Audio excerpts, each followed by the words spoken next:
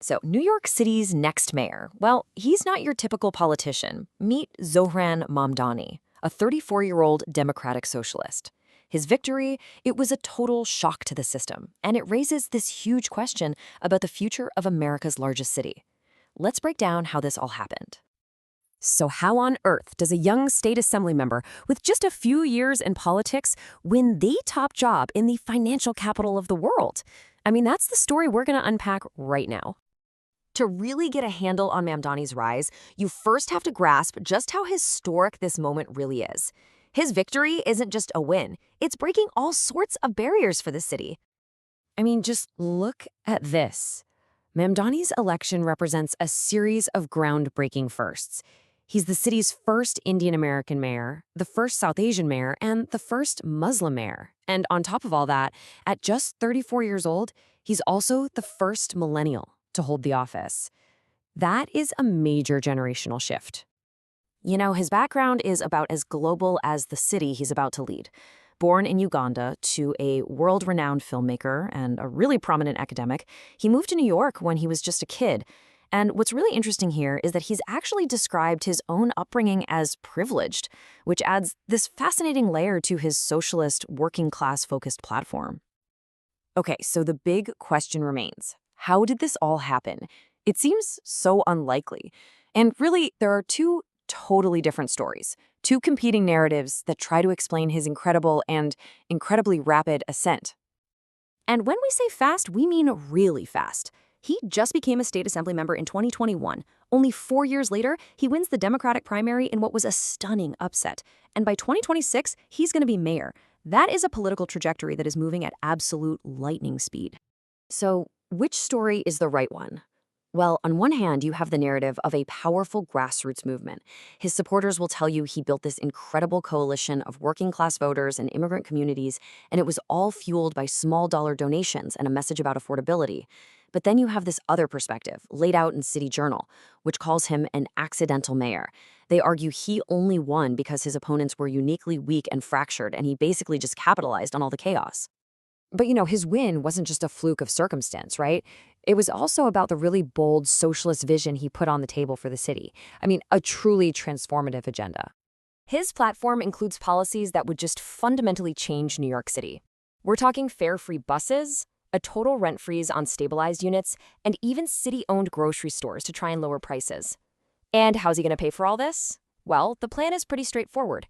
Tax increases on corporations and the city's wealthiest residents. And if you want a perfect snapshot of just how big his plans are, just look at this number. Mamdani wants to raise the city's minimum wage to $30 an hour by 2030. That one policy, it just perfectly captures his ambitious affordability-first agenda. Okay, but as you can imagine, for every person who loves this vision, there's a critic who's frankly terrified, seeing a city heading right for an economic cliff. And that brings us to the big counter-argument against Mamdani's entire plan. So to get where the critics are coming from, you really got to look at how New York's economy is wired. The securities industry, Wall Street, it only employs about 5% of the city's workers, but it pays out a whopping 20% of all private sector wages. Critics say this makes the city's finances dangerously dependent on a small and very mobile group of high earners who could just decide to pack up and leave. And this quote from Rehan Salam at the Manhattan Institute, well, it just sums up that fear perfectly. He's arguing that the city's leftward turn, even before Mamdani, has already had negative consequences, and that these new plans would just put that slide into overdrive. And critics say this isn't just a theory. They point to some pretty alarming trends. Think about this. New York's millionaire population has already dropped by 30% since 2010. Under Mamdani's plan, the high earners who are left would be paying 60% of all city taxes.